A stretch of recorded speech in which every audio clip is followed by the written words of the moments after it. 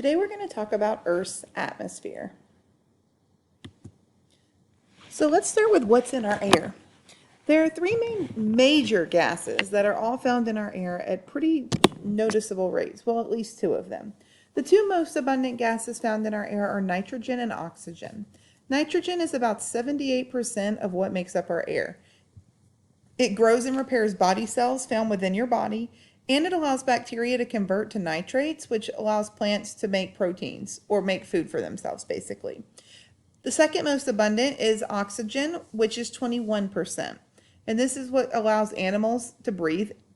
And animals include people. Remember that we're all under the kingdom Animalia. It allows fuels to be used to burn. And then we need to know that 3 atoms found within oxygen basically creates ozone. And then the third major thing is carbon dioxide, coming in at 0.036%. And this is going to help plants produce food, waste from animals and burning fuel give it off, and it helps absorb heat, which equals a warmer atmosphere. Great way to remember the two most common things in our atmosphere is the word no, N-O, nitrogen and oxygen. There are a few other things found in our atmosphere, such as other trace gases, and they make up less than 1%. Often these include gases such as argon, neon, helium, methane, krypton, and hydrogen. There's also water vapor, which are tiny droplets of water, anywhere from 1 to 4%, varying depending on where we are in the world. And then particles. All these particles are so tiny, some of them you can't even see. Dust, smoke, sea salt, volcanic ash if there's been a recent eruption, pollen, skin cells, and bacteria. So, air pressure. Air pressure is the measure of the force with which air molecules push on an area of a surface. So there's air pressure all around you, but you don't feel it. You may notice air pressure when you have a change in something. So at sea level, which is just normal surface level, you have 1 pound of air pressure for every square centimeter of your body. Well, your body knows how to maintain that consistently without anything happening. One of the ways your body stabilizes if air pressure changes is by your ears popping. So maybe air pressure, you have noticed it when you go up an elevation. Maybe you're driving up a mountain. Maybe you are flying on an airplane. Maybe you're in an elevator that's going up more than probably 30 or 40 floors. Any of these things cause your body to have a change in air pressure. And your body responds by allowing your ears to pop, which allows the stabilization, meaning it stabilizes and you are feeling just like you would at sea level. So basically what happens with air pressure, we'll use this little picture to represent a mountain. Air pressure goes down or decreases as altitude increases. So basically what happens is if you're higher up in altitude, you're going to have less air pressure. Each of these molecules are represented by this little light brown circle or oval. The most air pressure is going to be at sea level. So most of it's going to be down here at the base. And density is going to also increase as air pressure increases. The less molecules of mass per volume. Basically, the less molecules you have, okay? So, in saying air pressure, in saying all of those things, we're going to talk about the layers of the atmosphere. These are the 4 major layers: the troposphere, the stratosphere, the mesosphere, and the thermosphere. And I started down here because this is the layer that is closest to the surface of Earth. This is the layer right here, the troposphere, that we live in. So the troposphere, as I said, we live here. This is the layer where all weather is going to occur. Tropo means turning. So this is where all the gases of those layers are going to mix together.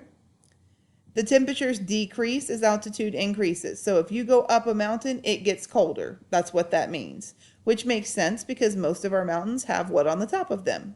Snow. And it contains almost 80% of the atmosphere's mass, something that's very important. The second layer is the stratosphere, and in the stratosphere is something very important. It's the ozone layer. Okay, strato means layer.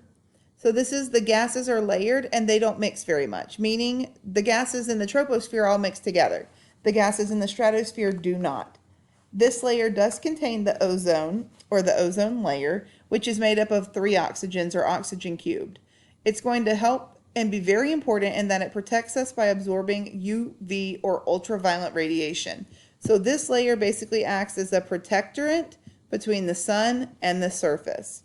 Temperatures rise as altitude increases, which is opposite of the troposphere. And ozone absorbs the ultraviolet radiation in the form of heat. So this layer would be warm. The mesosphere, meso means middle, and we do have another mesosphere when we're talking about layers of the earth inside the earth, so we have two of them. This is actually the coldest layer, even though it's not the furthest. Okay, temperature is going to decrease as altitude increases, meaning temperature goes down as altitude goes up, very similar to here on the troposphere.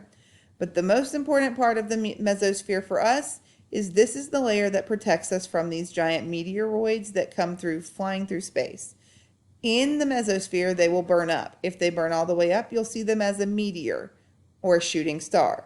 If they get through the mesosphere, then that's when they'll make contact and they'll be the meteorite. The thermosphere. Thermo means heat, so this is the heat sphere. The temperature is going to increase with altitude. The higher you go, the warmer it gets. It can be up to 1,500 degrees Celsius, keeping in mind freezing is 0 degrees, boiling is 100 degrees. So this is incredibly hot, but it feels cold because of how big this area is. The particles are spread so far apart from each other, it's almost like they don't interact, which gives it the opposite feeling and the effect of it being cold while it's really hot. At the very bottom of the thermosphere is the layer known as the ionosphere.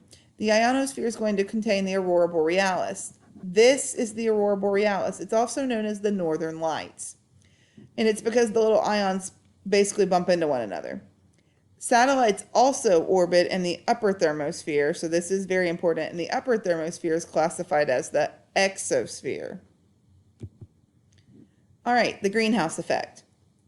The process by which gases in the atmosphere absorb and give off infrared radiation or give off heat is part of and known as the greenhouse effect. So the sun basically puts the infrared radiation to Earth.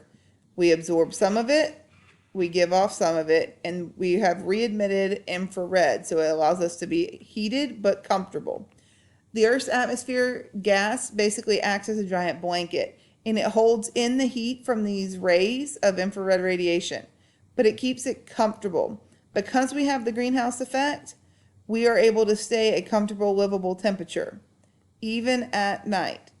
If we didn't have it, we would get all the visible light and all the infrared heat would be let go, and then we would not be comfortable to live and survive on our planet.